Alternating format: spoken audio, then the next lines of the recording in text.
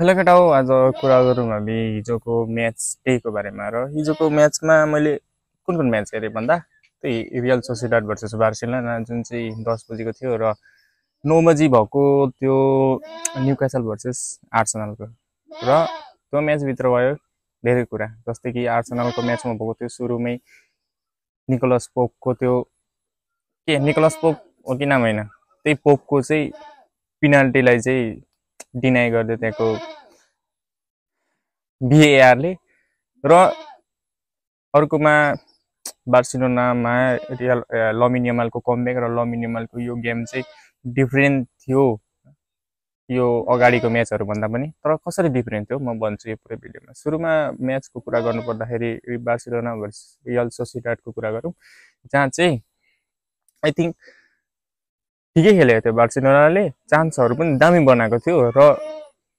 त्यो फिनिस चाहिँ गर्न सकेको थिएन जस्ट लाइक लेभेन्डोस्की रासफोर्डहरूले सर्टहरू हानिरहेको थियो तर फिनिस चाहिँ गर्न सकेको थिएन अनि त्यस पछाडि उता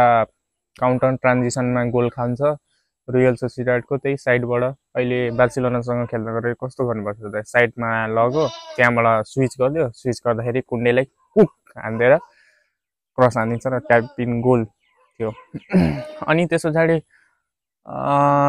कुन्डेको गोल आउँछ फ्रम राजपुतको क्रस अनि त्यही हो चलिरहेको हुन्छ र मिडफिल्ड चाहिँ के हो भन्नु थियो कसैले प्रेसै गर्दैन क्या त्यो गर्नै सक्दैन क्या बार्सिलोनाको त्यो मिडफिल्डलाई पेड्री फ्रेङ्की डियोङ यता घुमाइरहेको छ उता घुमाइरहेको छ बल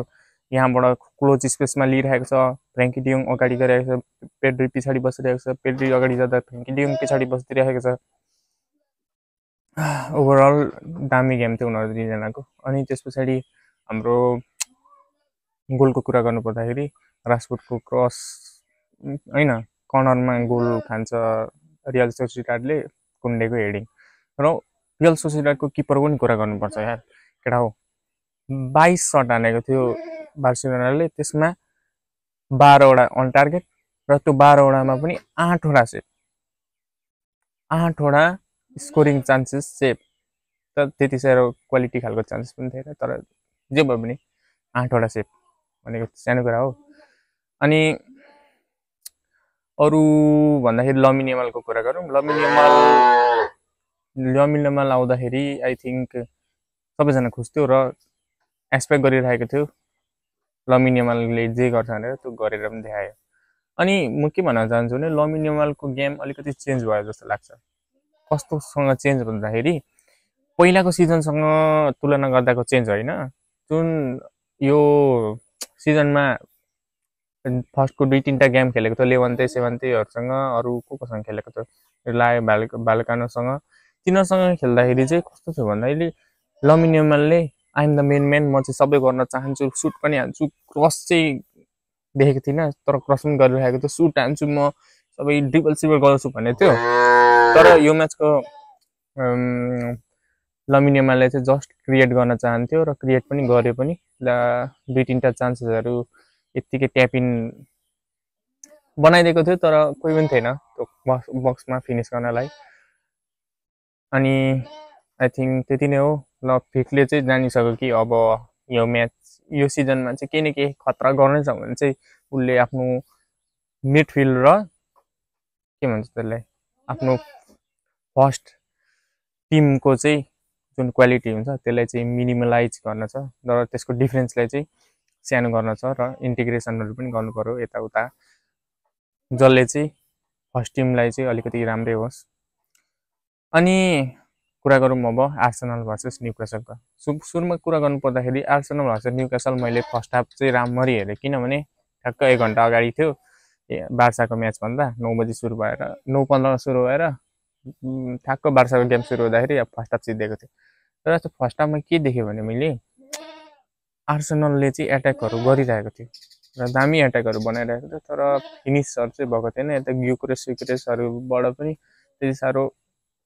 राम्रो गेमहरू भएको थिएन र उतापट्टि चाहिँ न्युक्यासलको चाहिँ भोल्टेमाल्डा म गोल ब्रिजको